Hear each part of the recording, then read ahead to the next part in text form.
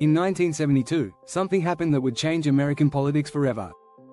5 men broke into the Democratic National Committee headquarters at the Watergate complex in Washington, D.C. It seemed like just a typical crime at first.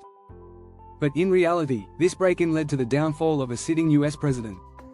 Yes, Richard Nixon, one of the most powerful men in the world, was forced to resign because of this scandal. But here's a shocking fact: Nixon wasn't just involved in a break-in. He secretly ordered a cover-up, tried to block investigations, and even recorded his conversations in the Oval Office.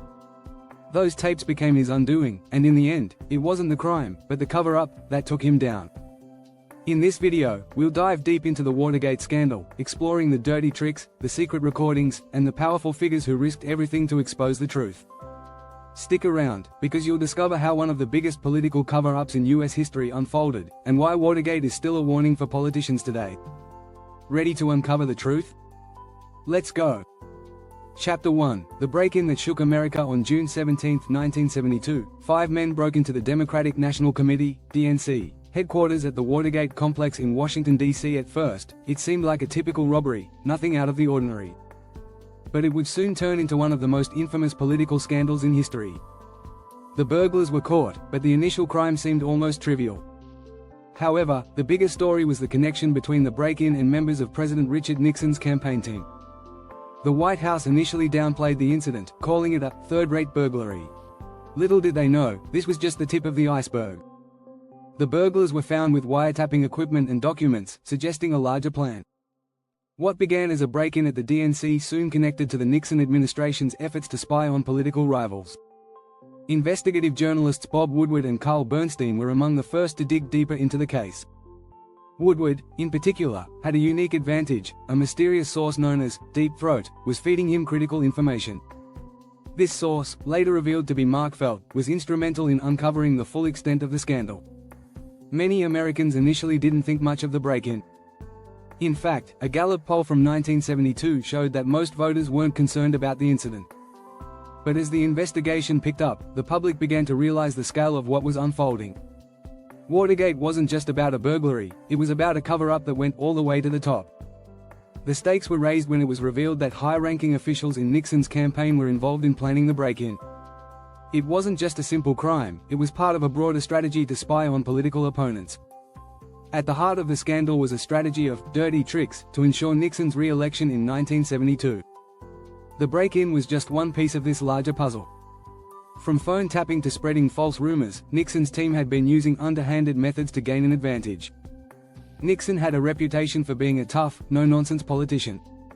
Yet, his involvement in Watergate would ultimately unravel his entire political career. Chapter 2: The cover-up conspiracy. Once the break-in was discovered, it quickly became clear that the Nixon administration was trying to cover up its involvement. Nixon's first response was to deny any connection to the burglars. His press secretary, Ron Ziegler, famously called the incident a third-rate burglary. But this statement would soon come back to haunt them. Behind the scenes, Nixon's team was working to control the narrative. They offered hush money to the burglars in exchange for silence. Meanwhile, key figures in the administration were trying to suppress evidence that could link the break-in to Nixon's campaign. One of the most shocking aspects of the cover-up was the involvement of the White House counsel, John Dean. Dean later testified that he had warned Nixon about the potential consequences of the cover-up. "There is a cancer on the presidency," Dean famously told Nixon in a private meeting. Despite this warning, Nixon continued to authorize actions that obstructed the investigation. The cover-up involved not only paying off the burglars but also pressuring the FBI to halt its investigation. As the cover-up unfolded, it became clear that those involved were willing to do anything to protect Nixon's presidency. A plan was put in place to obstruct justice, including ordering the CIA to interfere with the FBI's investigation. This effort was a direct attack on the rule of law. Nixon's advisors were trying to prevent a full investigation at all costs, but this only made things worse. Woodward and Bernstein continued their relentless pursuit of the truth. With the help of Deep Throat, they uncovered evidence that directly linked Nixon's aides to the break-in. They also revealed that Nixon had secretly ordered payments to keep the burglars silent. In fact, Nixon's own voice was recorded discussing the cover-up on White House tapes, which would later become a key piece of evidence. Despite the efforts to silence them, the press continued to expose the truth. The cover-up began to unravel quickly. In early 1973, the Senate held televised hearings that brought the story to the national stage. Millions of Americans watched as witnesses testified about the lengths to which Nixon's team had gone to obstruct justice. Public trust in the government plummeted as it became clear that the president was at the center of the scandal. Chapter 3: Deep Throat. The mystery source. Perhaps the most intriguing element of the Watergate scandal was the role of Deep Throat, the anonymous informant who helped Woodward and Bernstein uncover the truth. For years, the identity of Deep Throat remained a mystery. In 2005, it was revealed that Deep Throat was Mark Felt, a former associate director of the FBI. At the time, Felt was frustrated with the FBI's handling of the Watergate investigation, particularly its reluctance to follow leads that could implicate the Nixon administration. Deep Throat's tips were crucial in keeping the investigation alive when many others wanted it to die. He provided Woodward with specific details, often using a complex system of clues and veiled language to ensure his identity remained secret. Felt's decision to risk his career and personal safety to expose the truth shows the power of whistleblowing in a corrupt system. In one of his most famous tips, Felt suggested that Woodward look into connections between the burglars and members of Nixon's campaign team. This led to a breakthrough in the investigation. Felt's role in the Watergate scandal was so significant that Woodward later called him the single most important source of information during the investigation. Felt's secrecy and cautious behavior were critical in keeping him out of the public eye until his identity was revealed. His decision to remain anonymous was also a strategic move. He didn't want to be caught up in the political fallout.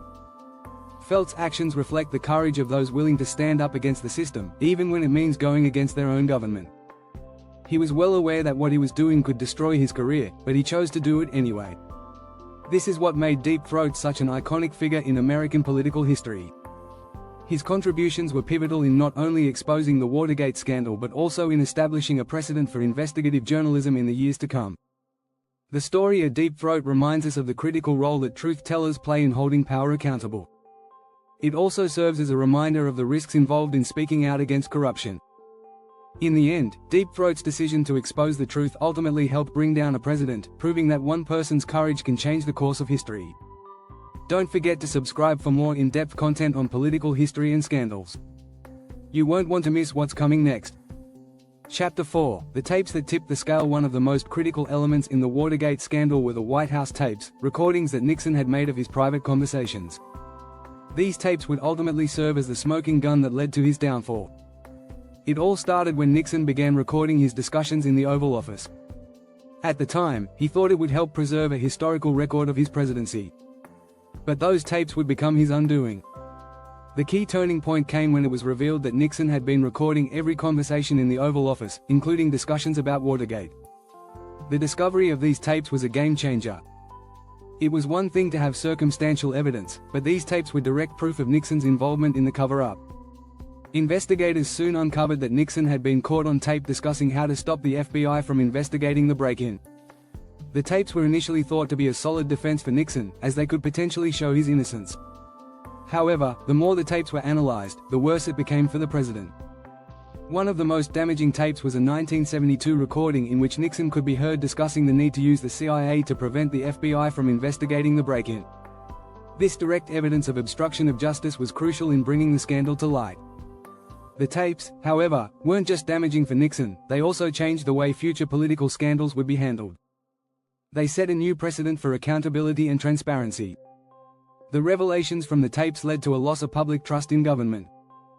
Gallup polling showed that Nixon's approval rating dropped dramatically after the tapes were made public.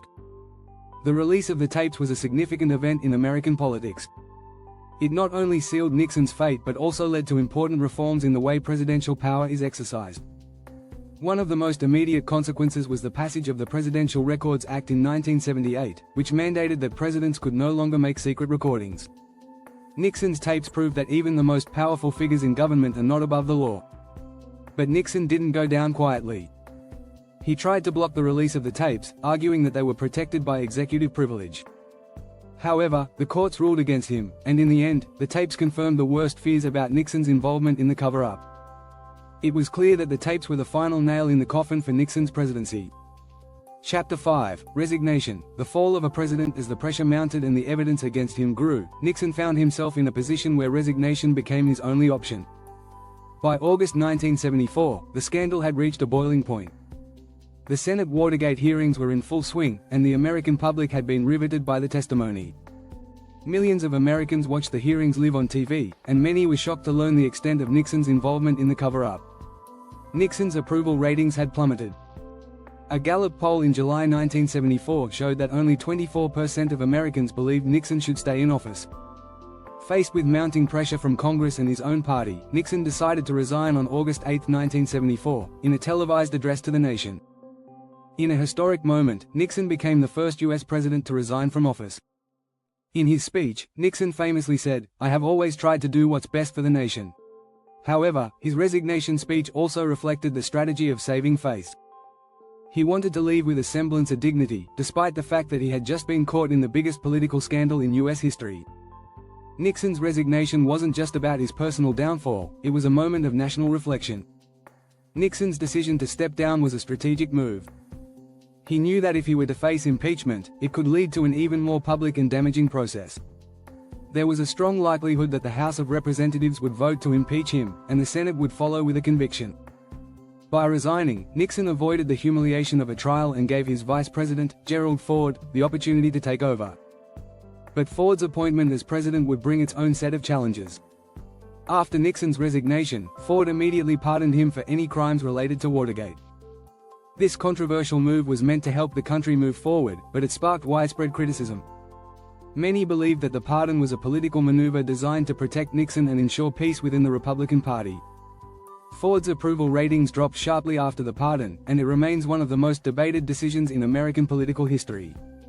Chapter 6: Watergate's Legacy. A politician's worst nightmare. Watergate didn't just bring down a president, it reshaped American politics forever. The scandal left an indelible mark on the way politicians interact with the media, the public, and the legal system. One of the most significant outcomes of Watergate was the loss of public trust in government. Before Watergate, many Americans had a more trusting relationship with their political leaders. After Watergate, that trust was shattered. The Watergate hearings were a wake-up call for the nation. They showed the importance of transparency and accountability in government. From that point on, the media's role as a watchdog over the government became even more important. Watergate showed how the media could uncover truths that politicians tried to hide, making it a powerful tool in holding leaders accountable.